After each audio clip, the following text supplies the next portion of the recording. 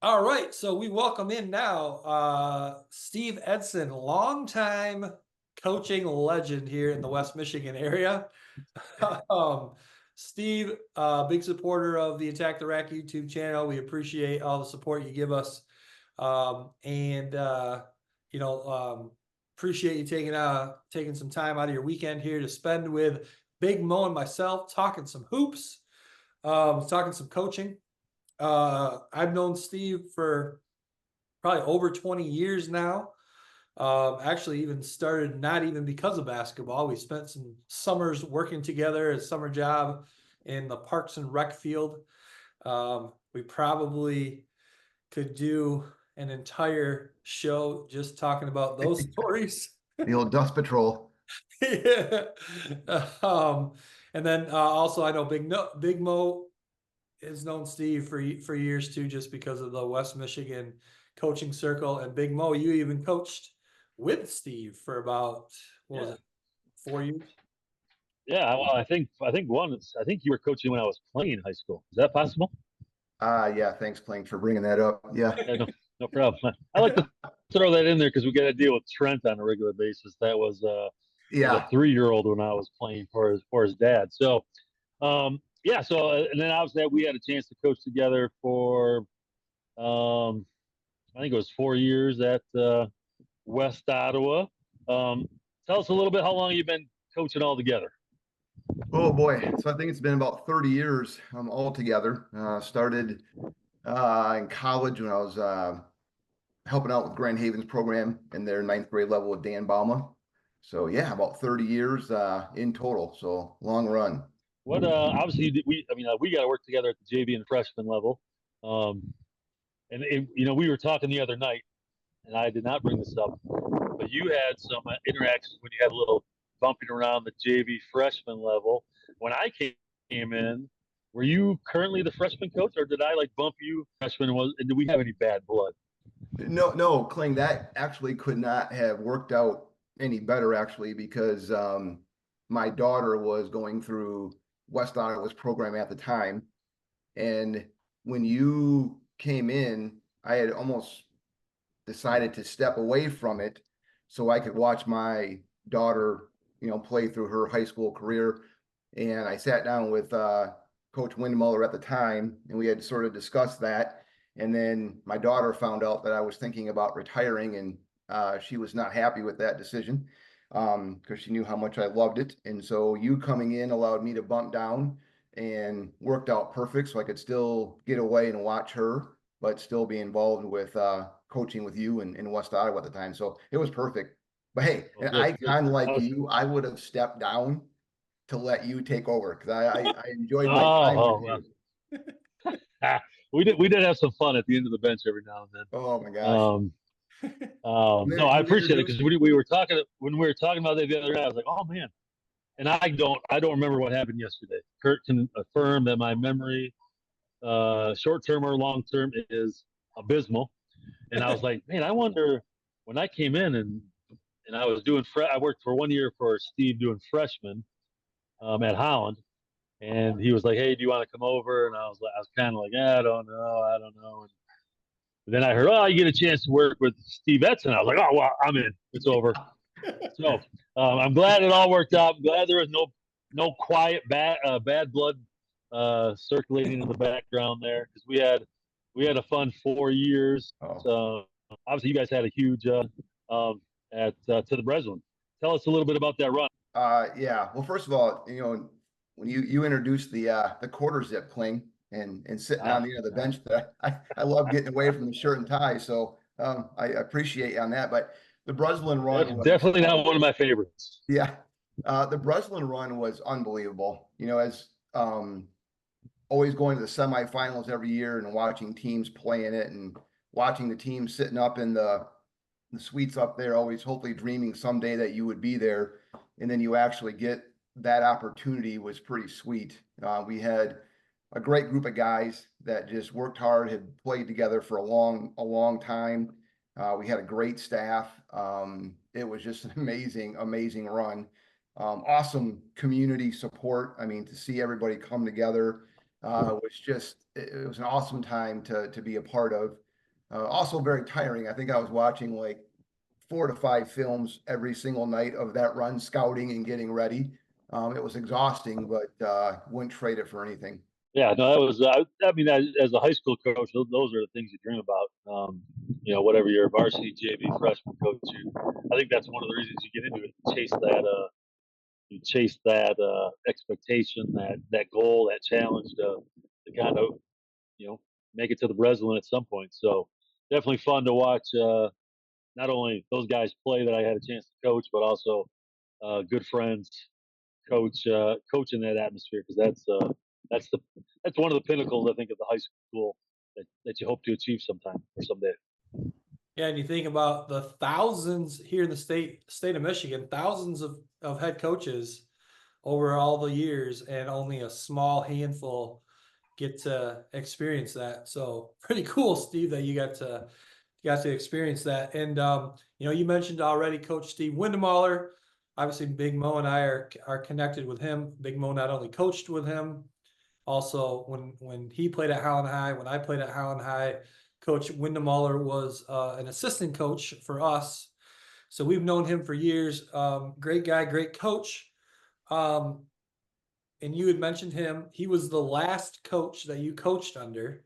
What I find interesting about your long run of coaching is again, you were mostly at the JV level, minus that little spot there where Big Mo came in for 4 years and bumped you down to freshman. But you went through 5 different varsity coaches. Is that correct? I believe it's 5. Yeah, I started off, my Coach Chapman gave me my first job, and then Coach Washington came in after him. Then I think it was Coach Amaral, then Coach Van Fossen, and then Coach Windemuller. So yeah, it was a gamut of coaches during my tenure. So what was the kind of some of the challenges going from coach to coach? I mean, some and a couple of those coaches you mentioned, you probably actually were the elder statesman and had more experience then. Yeah, Uh, um, they were all great. I mean, all great basketball minds. Um, and the funny thing was, I didn't feel like things changed tremendously. They were accepting. They all had their own, special things that they wanted to implement into our program. But they all gave me and the freshman coaches the freedom to read our team. What kind of talent did we have? Put in what we wanted to run, with the putting in his staple of what they wanted to do. But all great people. All of them, we had tremendous staffs to work on. They were fun to be around. And so it was tough always changing and going through a new guard. But every time they came in, they made me feel welcomed and wanted. And so that was made it easier with all of those. and then did you ever have a desire to bump up to the varsity level? Or I mean, for me personally, I always enjoyed the lower level or the varsity assistant role. Never really had a desire to be a varsity head coach. Was that a desire that you at one point had, or never really? I can't say it was a desire. I think I agree with you. I'm just sort of the behind the scenes guy. I did have an opportunity. I put my hat in one time for the girls position. My wife just said, you'd be good for it. Go and do it. I had a lot of people asking me. So I put it in, interviewed. The process took a little bit of time. And I think it was just God's plan for me to just stay where I was, because it Sure.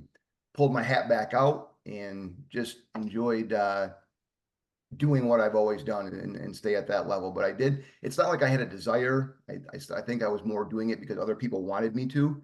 Okay. And then the more I felt or sort of thought it through, just sort of stuck to the roots and stayed put.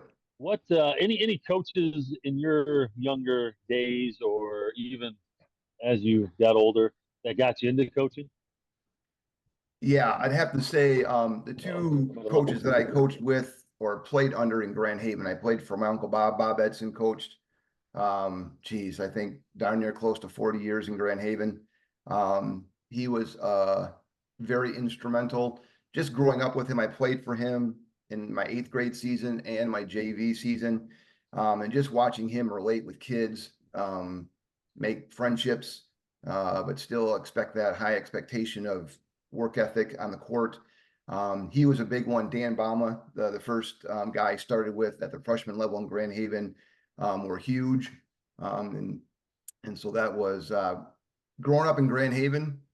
If you're a boy back in the day, to use that term, your goal is to play, basketball. And so it was always in me. And then I just got to see those two guys and the impact that they had on young people's lives, where it was huge to me. And so I wanted to sort of do that someday. It was Coach Taylor, was he around during that time? Yes, he was the varsity coach when I started off as a ninth grade assistant. That was during the JP Huntington days, that run that they had. So it was a good group to be around. He was always Coach Craig Taylor, who was the head coach, high school Buccaneers, Grand Haven Buccaneers coach when I was playing. One of my favorites. He always just had a cool personality about him, a little quirky, but as I got older, I would see him at different places, and we'd always have a fun conversation. So I always you build some of those relationships from a player to a peer, and he was one of those guys that was able to do that with, along with a bunch of others. Yeah, for sure. Yeah. So Steve, so you were obviously you started coaching at Grand Haven in that era of the JP Huntington era, and obviously even prior to that, Grand Haven had some phenomenal teams, and then certainly JP's era as well. That was the era when Big Mo was playing varsity. He's the same grade as JP Huntington. Those, you guys can probably both speak to this. What an incredible rivalry that was. Some incredible battles both at the Pit in Grand Haven and the Dutch Dome. Yeah, two nostalgic buildings to go in and play. It was fun. I remember Big Mo. He was a mover and shaker back in the day. I enjoyed watching him play, and which made it more special to be able to coach with him and get to know him more as a person. And but yeah, those days back then were legendary. All right, so Steve, you mentioned 30 years. That's a little bit of a time frame of coaching. How over that 30-year span have you seen the game of basketball change? I don't know if it's more. I think the biggest thing for me was the speed, and the speed of the game definitely picked up. You're getting players now that were faster, stronger. Weights became a huge addition to the game. Back when I played, I mean, we lifted a little bit, but not as much as it's emphasized today.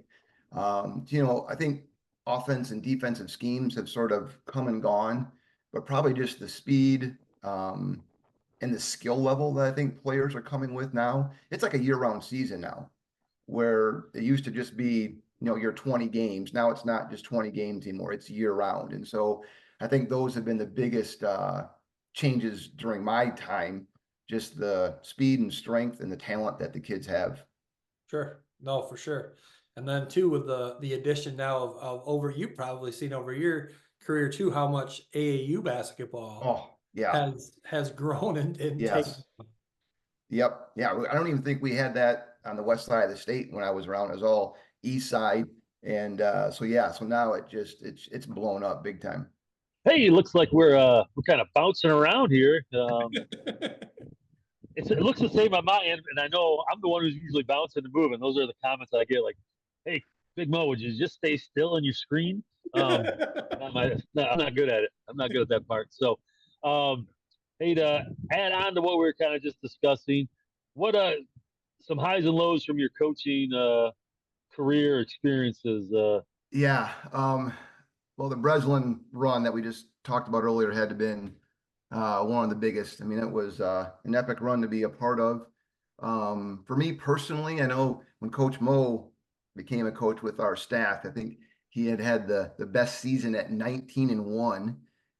He did steal 4 of my main guys that year. I think that might have been a first undefeated season for me if I would have been able to keep those, but I was not selfish back in the day.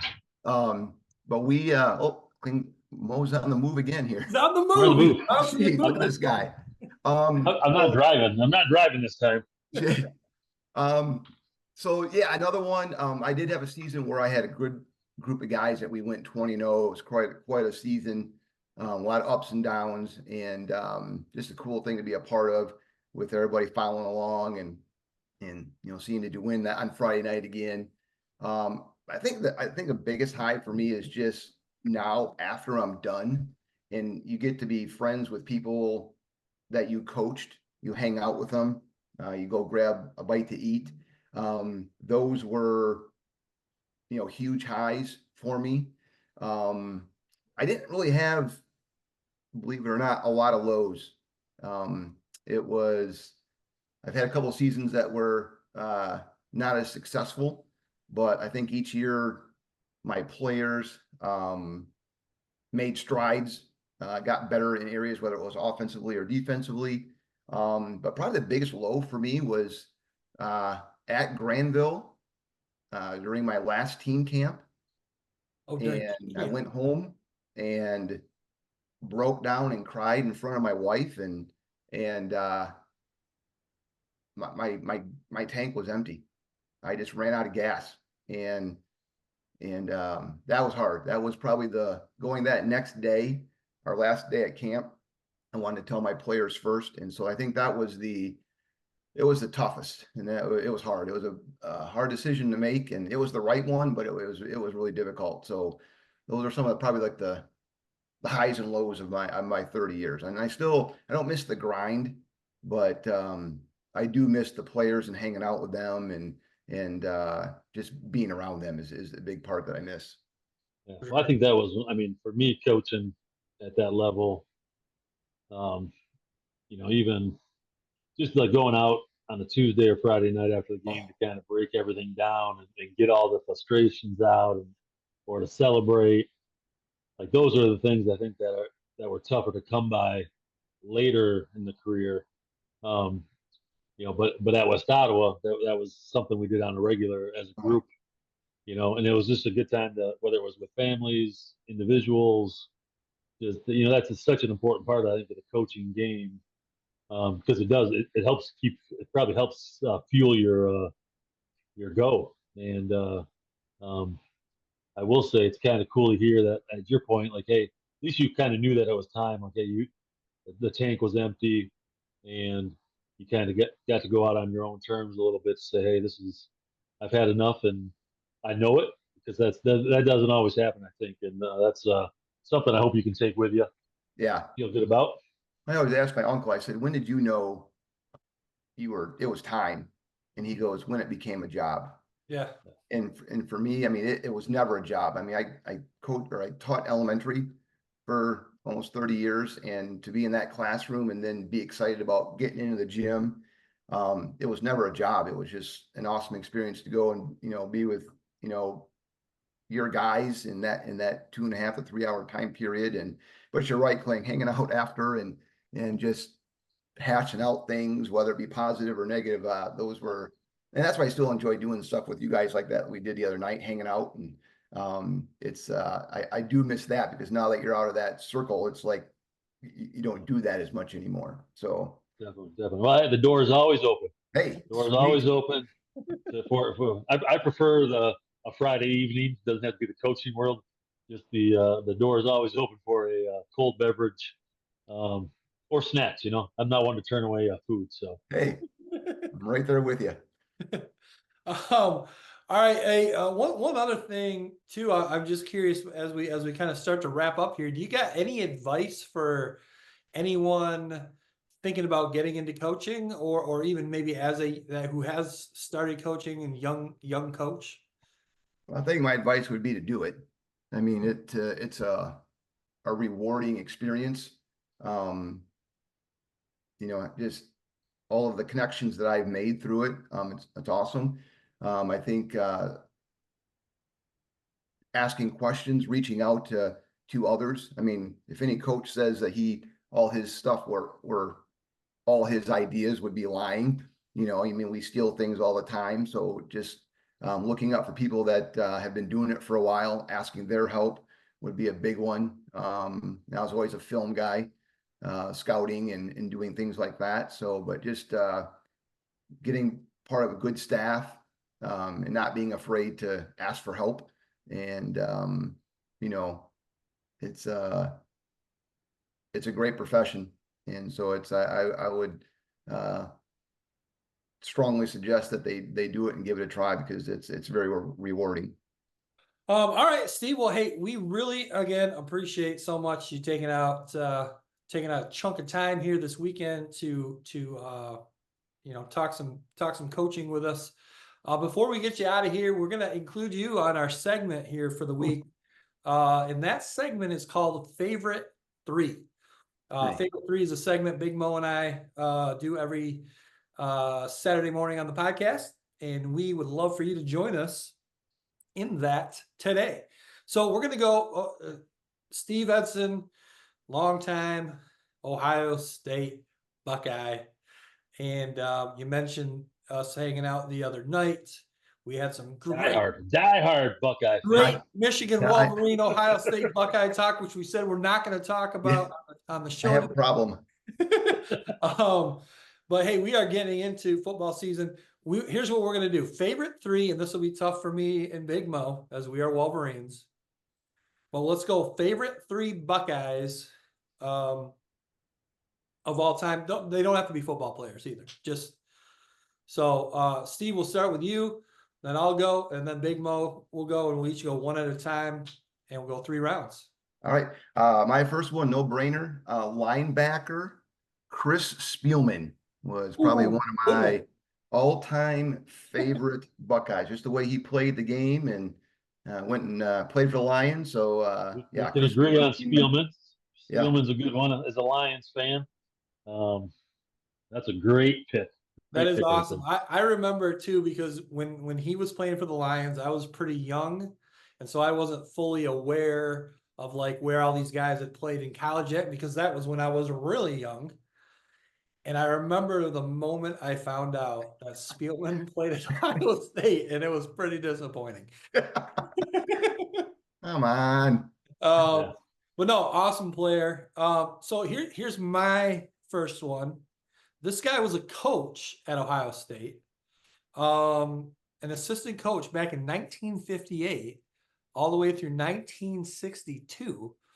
And his name is Bo Schembechler, who ended up being a long time, very successful head football coach at the University of Michigan. That's why they were so successful, because he learned from the best. Good background for him. All right, Big Mo, on to you. Well, I'm probably my favorite college player of all time. I'm going to go with Charles Woodson, who happens to be from Ohio, from the Buckeye State. Right? Buckeye State. Just an amazing talent. One of the first players to probably, I don't know, was there someone before him that won the defensive Heisman?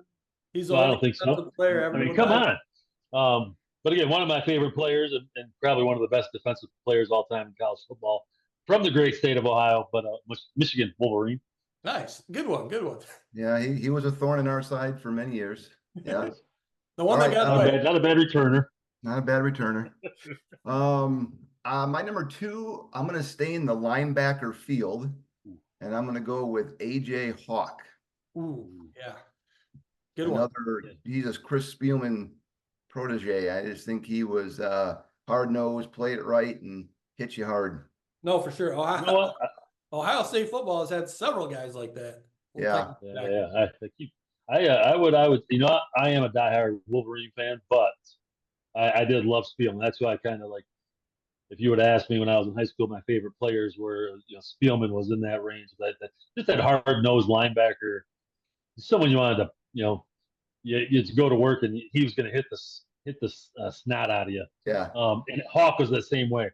So even though I dislike Ohio State, the linebackers, because they kind of all just kept their mouth shut and they just their game just did all the talking for them. Yeah. So vote for itself. Another good pick there. I like that pick. All right, my next one, not only is he from the Buckeye State, he's from the Buckeye city of Columbus, Ohio. Trey Burke. awesome point guard for the University of Michigan basketball team. Even went to a national championship game. Yeah, Trey Burke, Columbus, Ohio. I like how we're spinning all this. I like it. Yeah. Yeah. So I'm going to throw it way back. Way back. Way back. Way back. Dan Deerdorf. Yeah. Again, from the great state of Ohio, somehow snuck away and attended the University of Michigan, and and just a heck of a football player. Throwback. I'm a throwback type of guy. So Dan Deerdorf. Dan, Hall of Famer, Hall of Fame, Hall of Famer. Oh, Hall of Famer, yeah, easily. And great announcer as well. So I feel like I'm being sort of the troops are rallying on one guy here. All right, my third one, I almost did a double because it was hard between Eddie George, and then I'm going to throw it to the big slobs, the offensive lineman Orlando Pace. Oh, #1 pick. Yeah, Nice. Hall of Famer. So yeah, that would be my number 3. Yeah, I remember when he got when he was playing at Ohio State and all the hype around him. Like, you'd never really seen an offensive lineman before that get that kind of hype. Yeah.